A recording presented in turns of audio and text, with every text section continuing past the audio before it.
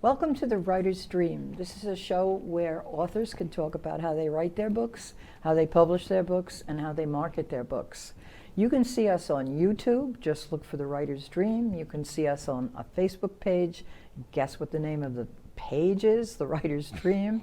We've been doing this for about 9 years now, and if you go on YouTube, you'll see about 200 author interviews. If you are a writer, or you're interested in becoming a writer or a reader and you want to see some very good local talent, please tune in to The Writer's Dream.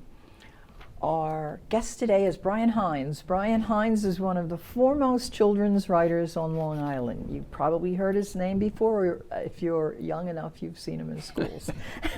Maybe old enough and you've seen him in schools. He's a retired elementary school teacher who concentrated in science and language arts. He was a history professor, he was a professor at Hofstra for 10 years teaching writing. Also does writing workshops, yes? Yes. And he is one of the founders of LICWI, Long Island Children's Writers and Illustrators. Several of the people from that organization have been on the show, and we've talked about what they do, and we actually promote children's writers and illustrators. We, before COVID, did events in schools. We did fairs in schools where we could sell our books. So Brian has a brand new book out, and it's a departure from his regular books, so it's an exciting new project. So Brian, without further ado, tell us about Peabody Pond. Peabody Pond is a blend of mystery, suspense, science fiction, horror, and humor, with an eclectic cast of characters. The departure you mentioned is correct. Almost all of my books are picture books, not just for younger readers, but picture books for older readers, and there is always some kind of a science content or environmental content involved, whether I'm writing an adventure story like The Wolves or Nanook, Lord of the Ice, or something much more bucolic and a mood piece like Butternut Hollow Pond. Yeah. It's based upon my interests from the time I was a child, out there in the woods and exploring long before Long Island was built up anywhere near what it is now. And my home in the Adirondacks brings me another massive information to deal with, the environment up there, the animals that are up there. And I would say some of the characters, I don't think there's an author who's ever written a book that hasn't thrown a piece of themselves into it. Oh, absolutely. So some of the rather chaotic scenes and little bits of mayhem that going on between the two lead characters, Connor and Otis, very much mirror myself and some of my friends growing up, where we would be out there unbeknownst to our parents, miles from home, finding an old rotten rowboat on the side of a pond, getting in it. By all rights, I should have been drowned 50 years ago and dead. But those were the days when we didn't have helmets and seat belts. Those are the days you can get on your bike and ride for 30 miles with your friends, and nobody was worried about being abducted or hit by a car or any of that nonsense. Come home when the street lights come on. Exactly, right, yeah. Be home by dinner. Yes, Mom. Exactly. So those boys brought me back to my own childhood, my friends, my explorative activities in the outdoors. I ended up teaching outdoor education for many years, both elementary and at middle school level, and teaching writing and science. So that's the marriage of my two great loves. It all comes together, right? Yeah. I felt the same way about my books, in that my teaching forensic science and my love of Nancy Drew and mysteries and whatnot, that all came together, plus my love of history. I try to put history in all of my books, so that's what happens with authors. Authors take pieces of their lives and put them together and hopefully tell a good story. I have to make a comment about your the books before Peabody Pond. if you haven't had a chance to see one of Brian's books, they are pictorially so beautiful that you, even as an adult, in fact, most adults love children's books because it brings them back to their childhood. Take a look at Brian's picture books. Can you give us a little bit about the plot? First of all, what age level is the book for, and how old are Connor and Otis? For RV Publishing, they're headquartered in Oklahoma, and they're one of only a handful of publishers who do tweens and teens level books that are in the horror thriller genre. There's only about a dozen publishers out there. So I found them, I took a shot, and they grabbed it on first read. Those characters are at the cusp of going into 8th, 9th grade.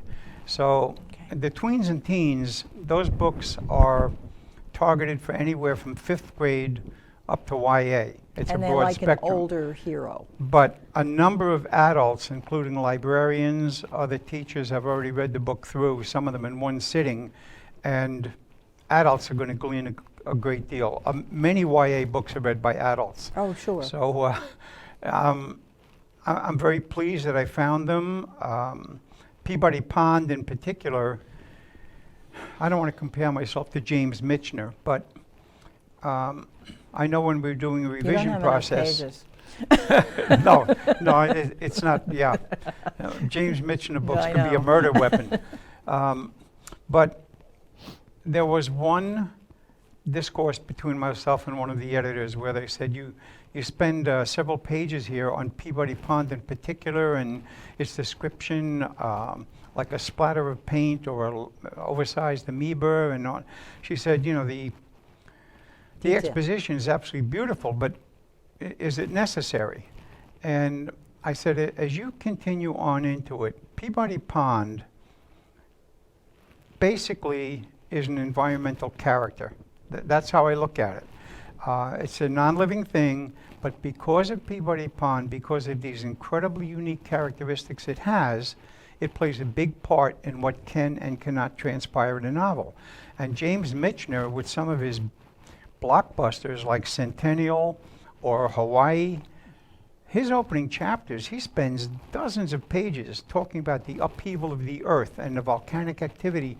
He's laying the groundwork for how this environment was created before he even brings his characters into it.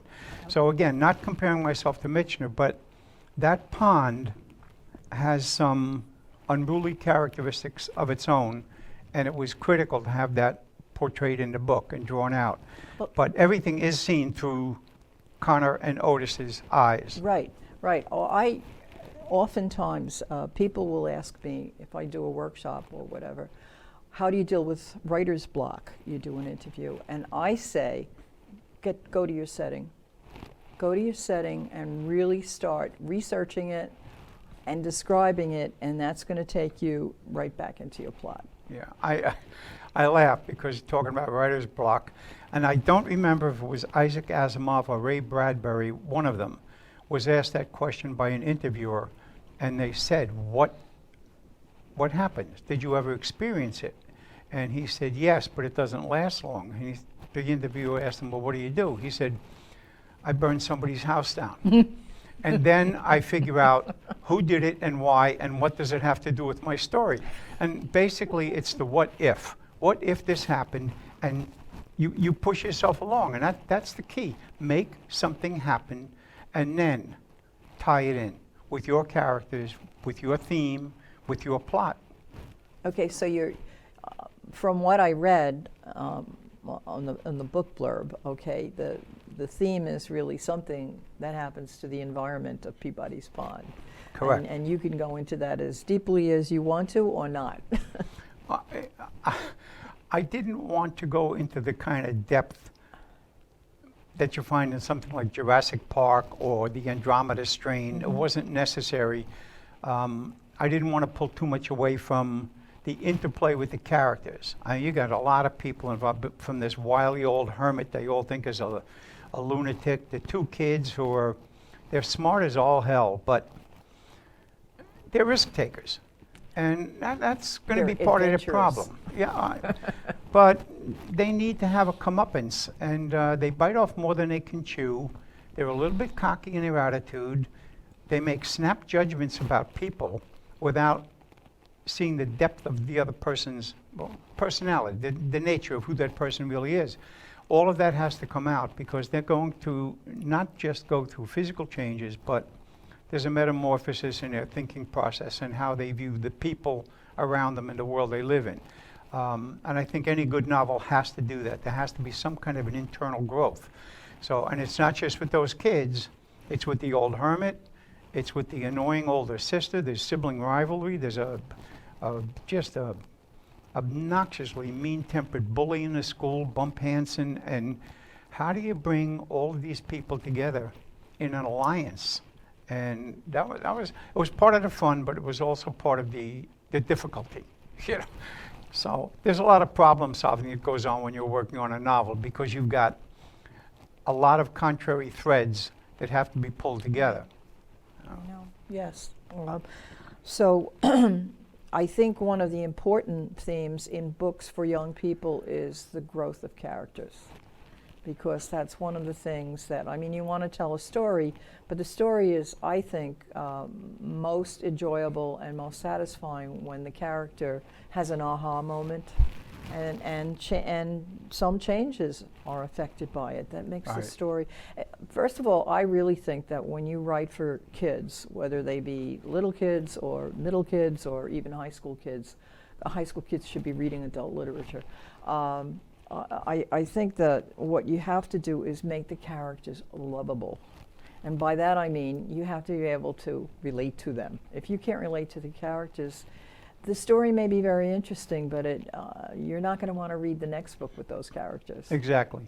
In fact, most people, if they haven't made a connection with the characters by the third or fourth page, there's a good chance the book is going to be closed. I've seen editors do it. I've seen agents do it because they weren't pulled in immediately. And even when I'm doing writers' workshops, it doesn't matter whether it's middle school, college students, adults. I have 5 basics that have to appear on my opening page. Introduce the characters by name, personalize them, create the setting, rich sensory detail. You want that reader to vicariously experience the setting these kids are in. Create an action. Doesn't mean drive a car off a cliff, but the action could be as simple as jumping into an old rowboat, but immediately you want something visual. And finally, if not openly, at least intimate that there's a problem. There's some kind of tension going on. And all of that happens on the opening page of Peabody Pond, where they're looking across at the old cabin with the lights out, and they hear the slam of the screen door, and right away there's a comment. It's the old fossil, you know. I go, what? Who lives there? Yeah, and they're studying the house, and you can feel their nervousness. And then right away they go down this rotted old dock, the thing's teetering under their feet, and immediately, you know, this is fun to them. So immediately, within the first page or two, their risk-taking penchant is there.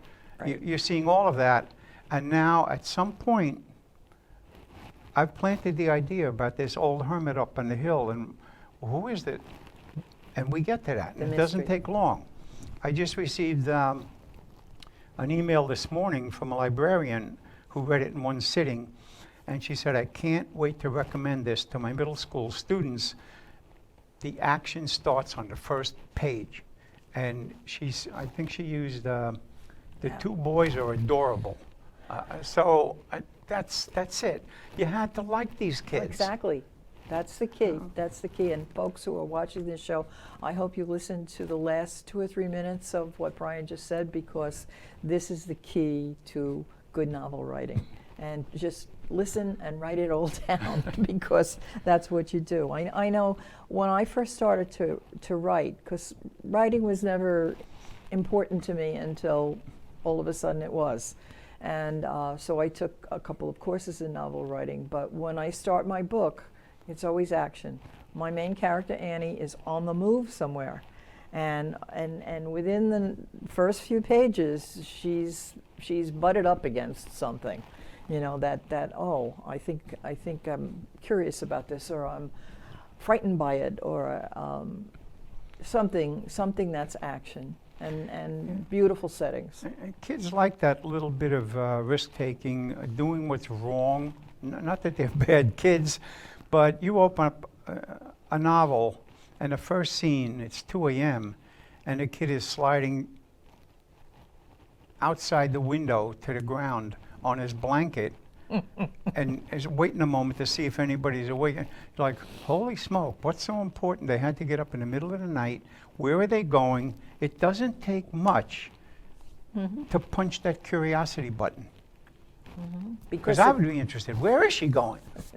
Well, and not only that, but even if you're not, as a kid, brave enough to do that, you wish you were. Because people ask me if Annie Tillery is me, and I said, no, Annie Tillery is the teenager I would have loved to have been, but I was yeah, too. there's that vicariousness again. You know, you want them.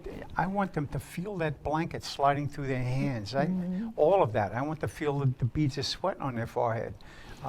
The sounds, anything that places them in that scene, in that moment, is important. Emotional senses, or any one of the 5 physical senses, but it needs to be in there. Yeah, absolutely. So when you do your school programs, primarily, I've never seen one of your school programs. Oh, you missed something. I know. I next time you have one, next year's on time. I've had a number of visitors because I actually have 5 different programs. I run my full-blown dynamic assembly program, which ties in a lot with, most of my books are written on location. I mean, for a book like Nanook, my polar bear book, in order to get a sense of the hunting sled with the Inuit hunter, young boy, I was on an overland dog sled at 20 below zero, and I mean, my face mask froze into my beard, but I felt the buckling of the sled bumping over the ice, the dogs howling and yapping, and the slap of the leather. I don't need to take that dog sled ride again and again and again, because experiences like that, if you're tuned in, you internalize it. I can go back and be on that dog sled anytime I want and remember it. Remember the, trying to pull wool out of my beard, frozen solid. Those are, not all of that gets into the book, but that's what's important. I collect sensory details. Now, children that I visit schools, they talk about research. They think research is look it up on the internet, write it down, and put it in their story. But, when I tell them I spent 10 days in the Cheyenne River Canyon with 350 wild horses, or hiked in wolf country, or whatever the case may be, it's unique. And it's not just being there physically and checking the environment. You need to talk to the people, the Native Americans who were there, the ranchers who live on the land. I learned details from them that I couldn't have found in any book. Nicknames for plants, everything. Exactly. These people have a wealth of knowledge that I can draw from and dump into my book where it's appropriate. Yeah, I agree with you. You have to. 3 of my books are local. They're either New York City or they're Long Island, but one of them was Turkey, and I had to go to Turkey. First of all, I had to get the names of Turkish people for my characters. And Turkish is not an easy language. It's not like Jose or a French name or a Spanish name. Turkish is a difficult language. So I was able to pick up what it says on the stop sign. Exactly. And what they call a street, and just things like that. Well, even a book like Kayaktuk, which is a coming of age tale, people see this and they think that's the kid. The kid's name is Aknik. It's actually the Inuit word for a specific Arctic animal, the Arctic fox. And its literal translation means shadow without a body. There are Inuit words sprinkled throughout this to the point where my publisher decided to put a 2-page glossary in the back with those Inuit words, the pronunciation, and what they meant. It's not necessary to look at the glossary because the context pretty much tells you what unveils the word anyway. Right. But I know you're asking about the programs. I do writing workshops from elementary, middle school, high school, and college age. I do adult writing programs, and I have 2 different keynote programs that I do. So where some people, they write only for the K2 group, very early picture books, it limits the audience. I'm able to do kindergarten to adult. Right. And I'm comfortable with all of them because I spent so many years teaching, speaking in public and running writing workshops and running science workshops with teachers. So the more programs you have, I think the more avenues Right. are I provided agree. for you. I agree with that. Yeah, because I mean, what I've done is I branched out into doing lectures on topics in forensic science, and now actually my latest one is on plagues. Can you imagine? But it broadens my audience too, because my books give me one audience, my lectures give me another. And actually, I could take my lectures and, because I taught science like you, and just gear them down.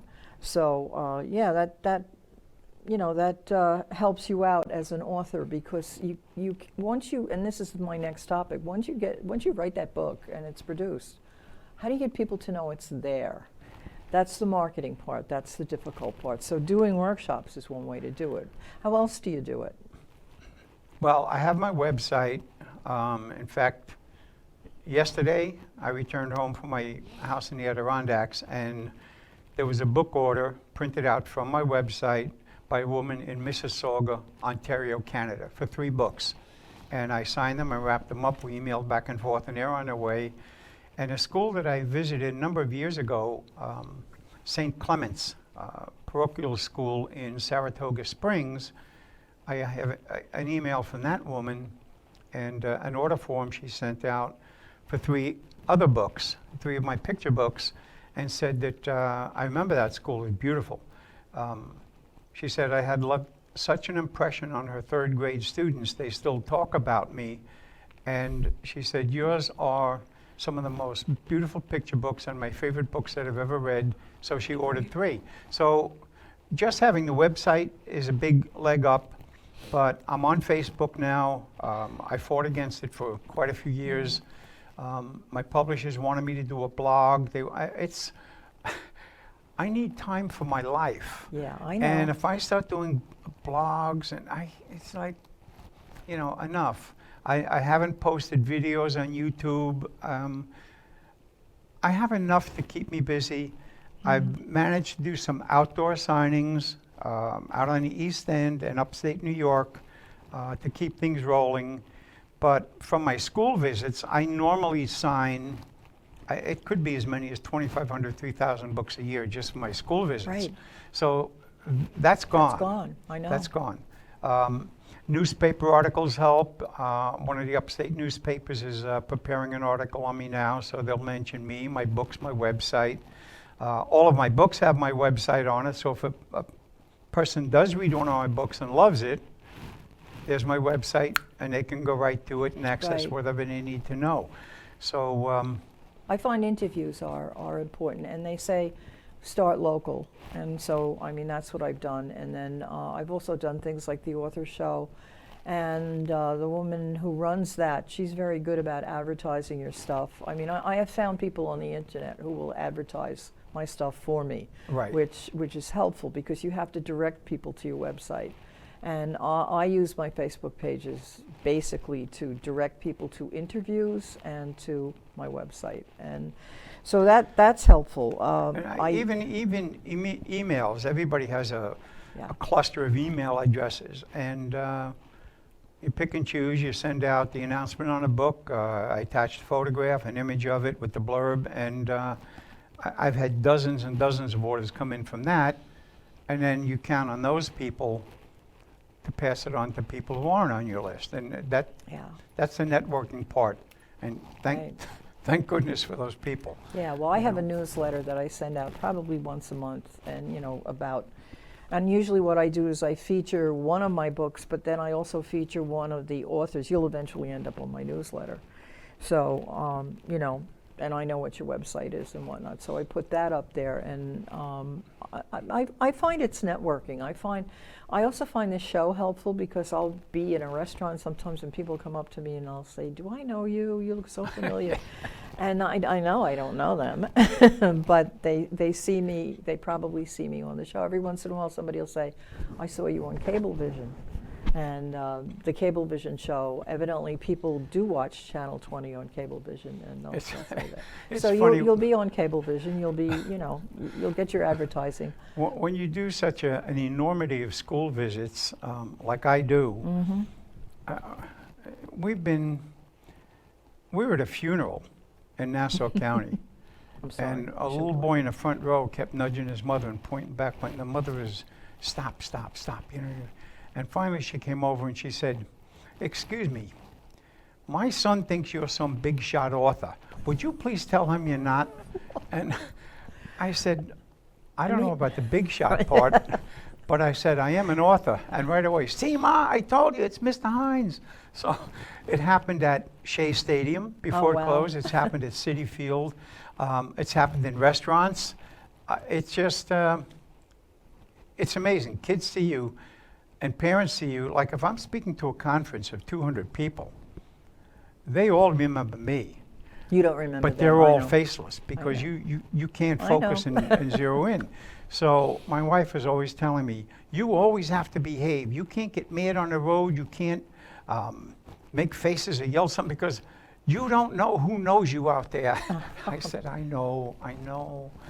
Well, it's been really a pleasure to have you on, and I wish you the best of luck with this, and I hope that very soon we'll be seeing each other at book events in schools, and I know this is going to be big. This is going to be a Well, wonderful. I just want to point out one little thing, that do it quickly. Adana Willow-Raven was the art director, so she designed the cover, and there's just enough on it to provide mystery with the label on the test tube, the vial, but I just love the way she used the biohazard symbol Yeah. for the O in pond, Yeah. because that's you can't look at that and say, uh-oh, because the title Peabody Pond, it sounds like, oh my gosh, what a beautiful bucolic setting this must be. So, anyway. That's a wrap.